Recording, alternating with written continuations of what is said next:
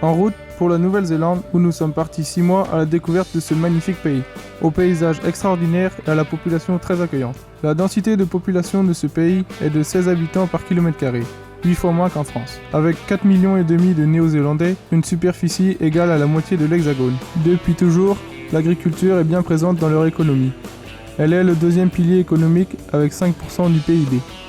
L'agriculture, telle qu'on la connaît aujourd'hui, a été développée par les colons au XVIIIe siècle. Depuis plusieurs décennies, l'élevage ovin laisse place à la production laitière. Ce phénomène s'est accentué depuis l'arrêt des aides et la baisse du prix de la laine et de la viande ovine. Aujourd'hui, le lait est devenu la principale production agricole. Le système d'exploitation reste à peu près le même dans tout le pays. Il a pour objectif de produire à moindre coût. La commercialisation du lait est effectuée à 80% par Fonterra. Carl a rejoint une équipe de 5 personnes de toutes origines, chez Jason Mackenzie, sur l'île du Sud, à 1 km de la mer, d'où la grande douceur du climat. Avec 1350 vaches laitières sur 680 hectares, le travail ne manque pas.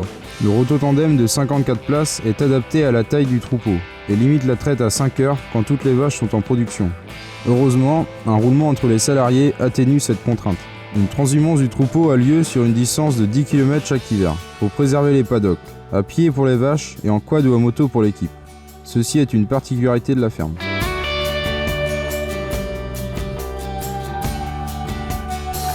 Toujours sur l'île du Sud, Maxime était chez David Cochrane, sur une exploitation moyenne de 600 vaches laitières pour 180 hectares de pâturage irrigué, ce qui génère un coût en électricité.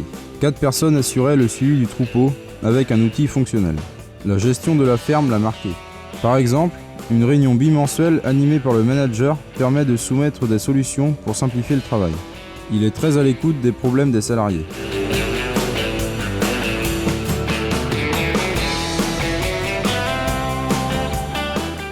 Allons maintenant dans l'île du Nord retrouver Alexandre et Guillaume sur une exploitation de 1500 vaches et 900 hectares, chez Ben Webster. 10 personnes travaillent sur 2 sites, chacun équipé d'un rototandem 54 places. Le relief vallonné les oblige à faire fertilisation et pulvérisation par avion. Comme beaucoup de fermes aujourd'hui, 100 hectares sont cultivés en maïs. À l'avenir, Ben Webster pense construire un bâtiment pour abriter les vaches laitières en hiver et ne pas abîmer les paddocks.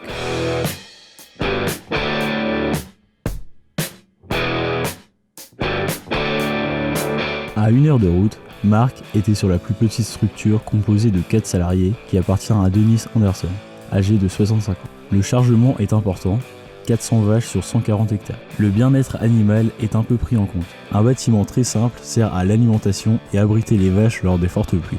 Denis souhaite transmettre à un jeune agriculteur, mais le repreneur est difficile à trouver. Dans toutes ces exploitations, les troupeaux sont conduits en plusieurs lots de 300 à 400 vaches laitières. La production par vache est de 4500 litres en moyenne. Les périodes de vélage sont regroupées sur les périodes favorables à la pousse de l'herbe, permises grâce à un climat tempéré et humide.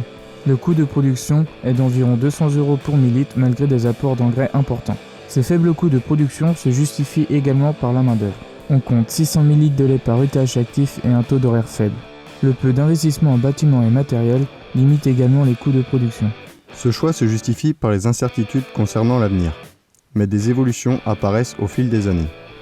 La qualité du lait en Nouvelle-Zélande commence à s'améliorer, mais elle reste tout de même aux normes mondiales. La Chine, pays majoritairement importateur de poudre de lait, cherche de plus en plus de qualité. Le contrôle laitier est plus ou moins pratiqué, dans certains élevages 2 fois par an et pour d'autres tous les mois. Les premiers jets sont effectués de manière aléatoire. Quant au bien-être animal et au respect de l'environnement, ils commencent à être pris en compte.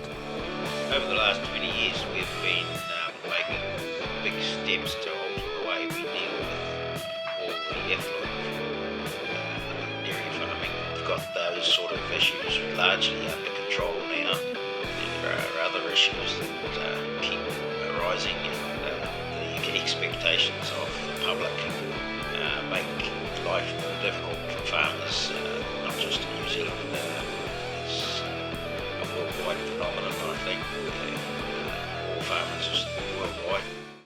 L'équarrissage se met en place progressivement et des contrôles de qualité de l'eau sont effectués.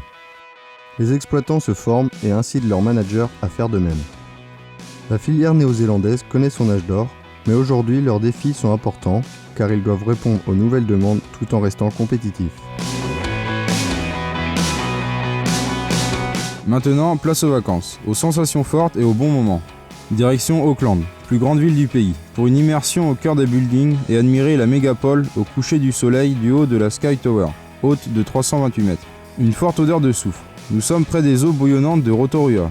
Température idéale pour faire cuire des œufs, et un peu plus loin, nous vous rassurons, pour se baigner. Un super moment. Petit détour par les décors du film Le Seigneur des Anneaux. Et les paysages mythiques de ce film au mont Tongariro, à 1978 mètres d'altitude. Nous poursuivons par Wellington, la capitale du pays, et prenons le ferry pour l'île du Sud. Une belle traversée, vue sur les îles et les fjords, une lumière qui donne de l'éclat au paysage sauvage. Puis la côte ouest nous réserve aussi de beaux panoramas. Prise d'adrénaline à Queenstown, paradis des sports extrêmes. La boucle se termine par la côte est, où la nature est également omniprésente. Mais pas de retour en France sans assister à un match des All Blacks. Une ambiance de folie, indescriptible et inoubliable.